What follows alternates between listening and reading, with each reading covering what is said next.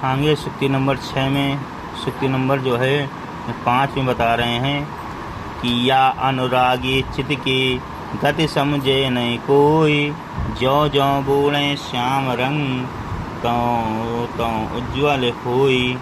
कह रहे हैं या अनुरागी चित की गति समझे नहीं कोई, ज्यों ज्यों बूढ़े श्याम रंग त्यों त्यों उज्ज्वल होई।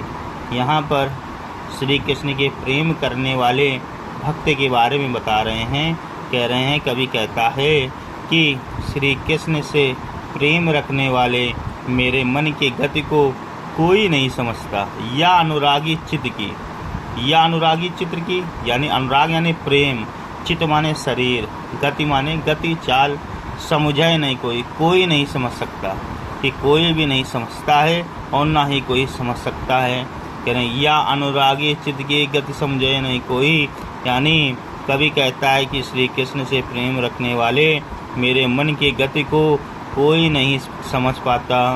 ज्यों ज्यों बूढ़े श्याम रंग त्यों त्यों उज्ज्वल होई। ये जैसे जैसे श्याम वर्ण श्री कृष्ण के प्रेम में भींगता जाता है तैसे तैसे वह उज्ज्वल होता जाता है। कहने का मतलब है कि भगवान के प्रेम रूपी रंग में भींगकर मन और भी पवित्र और निर्मल हो जाता है। फिर से समझ लीजिए। कह रहे हैं कवि कहता है श्री कृष्ण से प्रेम रखने वाले मेरे मन की गति को कोई समझ नहीं पाता है। यह जैसे जैसे श्याम रंग में भींगता जाता है वैसे वैसे वह उज्ज्वल होता जाता है। भावार्थ कहने का यह है कि भगवान के प्रेम रूपी रंग में भींग कर मन और भी पवित्र और निर्मल हो जाता है।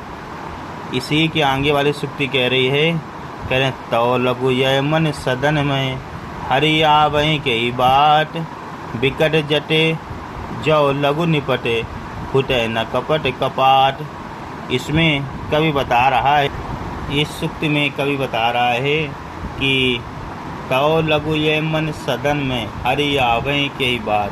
कह रहे हैं कवि कह रहा है कि जब तक मेरे मन रूपी घर में मजबूती से लगे कपट रूपी किवाड़ नहीं खुल जाते तब तक भगवान इस घर में कैसे आ सकते हैं या इस घर के मार्ग में कैसे आ सकते हैं। कह रहे तो लघु यह मन सदन में, मन सदन, सदन माने एक भवन, मन माने मन रूपी इस भवन में, हरि आवै के ही बाट, अभी इस मार्ग पर, घर के मार्ग पर कैसे आ सकते हैं। तो लघु यह मन सदन है हरि आवै के ही बाट। यदि कवि कह रहा है कि जब तक मेरे मन रूपी घर में मजबूती से कपट रूपी किवाड़ नहीं खुल जाते तब तक हरि इस मार्ग पर कैसे आ सकते हैं। बिकट जटे जो लघु निपट फुटे न कपट कपाट। कहने का मतलब है कि जब तक आपका हृदय पवित्र निर्मल नहीं हो जाता, भगवान के निवास करने लायक नहीं हो जाता है, तब तक वह आपके शरीर में कैसे प्रवेश कर सकते हैं या कैसे आ सकते हैं। फिर समझिए। तो लघु यह मन सदन में हरि आवै के बाट, कि प्रभु आपके मन रूपी भवन में किस प्रकार से आ सकते हैं। बिकट जटे जो लघु निपट फुटे न कपट कपाट, क्योंकि आपके मन में कपट रूपी किवाड़ मजबूती से लगा हुआ है।